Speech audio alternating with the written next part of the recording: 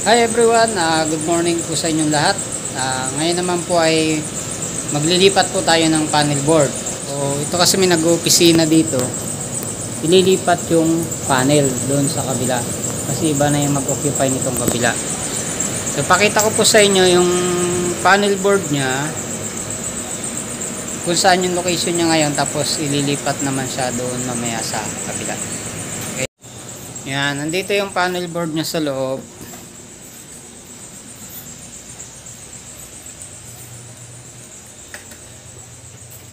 Ito yung panel board na ililipat natin.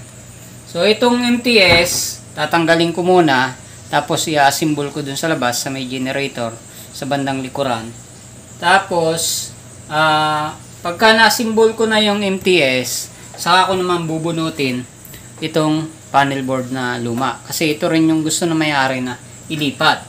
So mula dito, ililipat siya dito sa kabila. Ito yung labas. Ito kasi yung ginagawa ng pusin.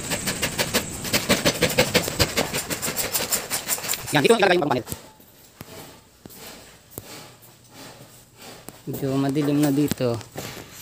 Yan, dito sa lugar na ito ilalagay yung panel. So medyo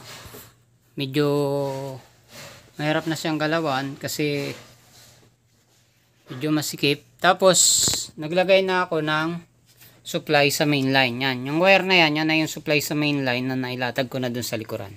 Ito na po yung kanyang main breaker. So fuse type pa rin siya, yung sinauna. So sinat down ko muna itong kanyang main panel. Tapos nilagyan ko siya ng tagging. Pero dapat talaga mas maganda lagyan nyo guys ng padlock. So nakalimutan ko kasing dalayin yung aking padlock. So then pinatay ko rin itong secondary panel niya. Fuse type din siya. Sinauna. Kaya fuse type siya. So ngayon naka-shutdown na siya. Punta naman tayo dun sa panel board. Kasi tumakbo siya papunta dun sa building. Ang layo. Nasa 200 meters ang tinakbuhan nito. Yan guys. So sa pamamagitan ng aking clamp meter yung dala ko. Pwede mo rin kasing gamitin yung clamp meter sa pag-testing mo ng volts, amperes at saka continuity test. Then i-test muna natin kung wala na siyang supply ng kuryente. Pagka magtitest kayo guys ng kuryente, ang inyong tester, kung 230 volts yung titest nyo, ilagay nyo agad sa pinakamataas sa 750. Yan. Tapos test natin yung supply galing kay Meralco. Ito yung galing kay Meralco. Ayan. So 0-0 pa rin siya, indicating na wala siyang kuryente. So parehas nating ititest, wala siyang kuryente. Okay. So ngayon tatanggalin naman natin tong MTS. Kailangan mabilisan dito.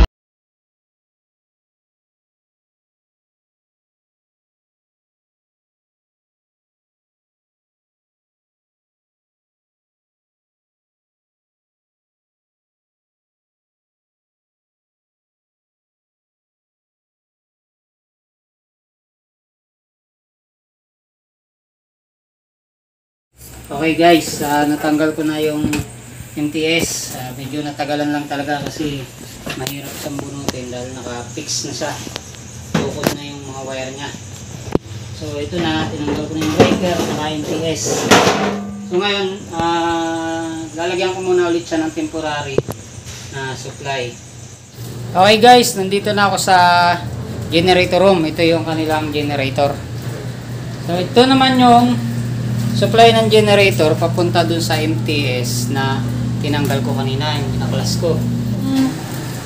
Kanya magiging feeder line papunta dun sa magiging panel niya. Ito na, nilatag na namin dito papunta dun sa dulo. Ayan, pinadaan na namin dito sa likod papunta dun kasi malayo yung paglilipatan. So ngayon naman, ang gagawin ko naman ay ililipat ko naman itong MTS. Yan. Dito dito ko planong ilagay yung MTS. Ang gagawin ko, kakating ko ito. Tapos yung galing sa Meralco, itatap ko na yung karugtong nito para salubungin niya yung galing sa Meralco. Tapos dito naman ilalagay yung MTS sa area na to. Para yung supply niya dire-diretso na sa dito.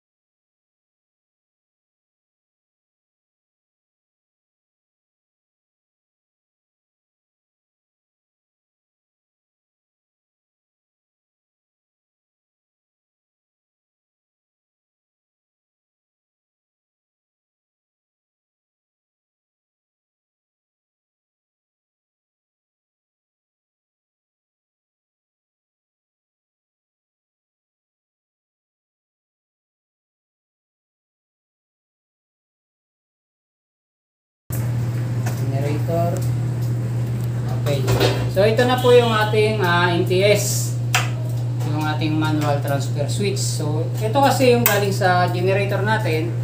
Ito yung kanilang generator. Tapos meron tayong dalawang MTS manual transfer switch. Ito naman yung supply natin galing kay Meralco na ikakabit natin dito sa kabilang breaker. So guys, pag nakabit kayo ng MTS, be sure na yung mabibili nyong cover. Ito kasi normally may lock talaga siya.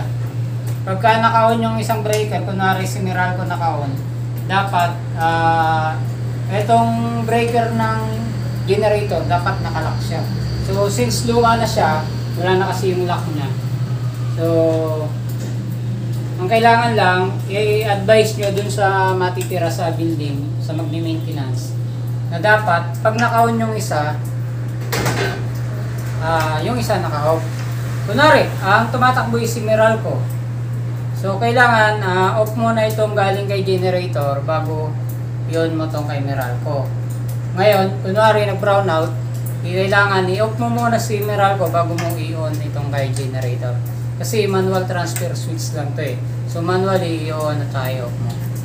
Okay. So, ngayon, ikakabit ko naman yung supply natin galing kay Meralco. Tapos, itong ating load side.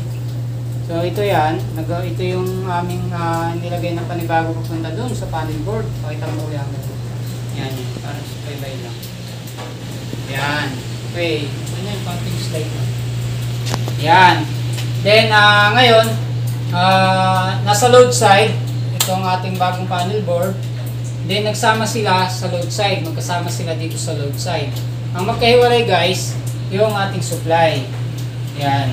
Kaya kailangan naka-off yung isa kasi once na ini-on mo yung power ni Meralco, may kuryente na rin dumadaloy dito sa baba ng breaker ni Meralco.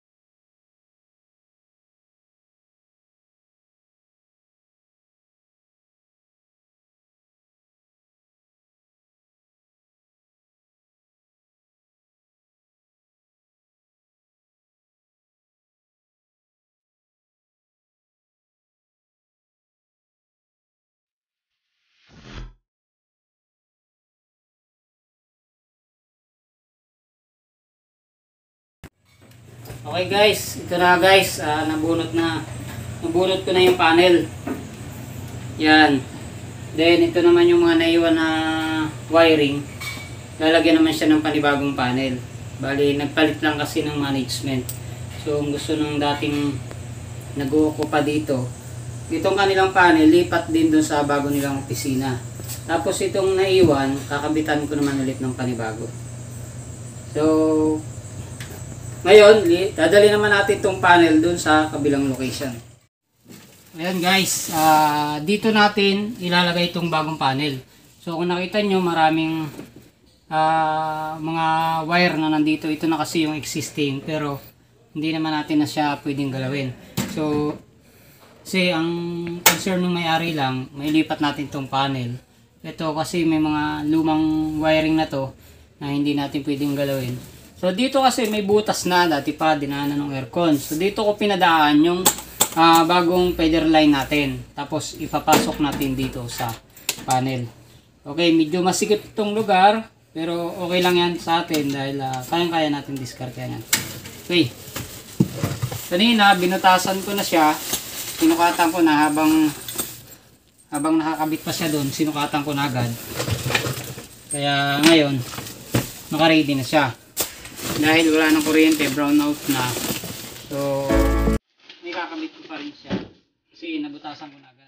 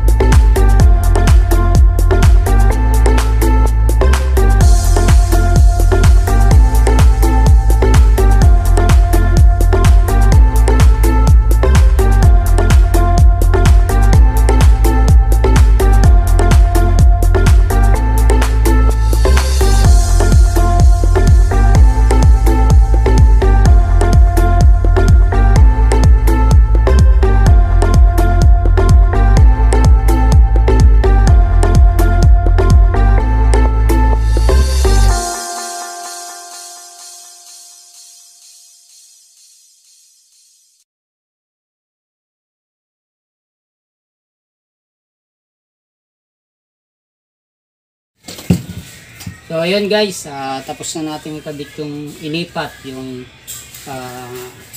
panel board.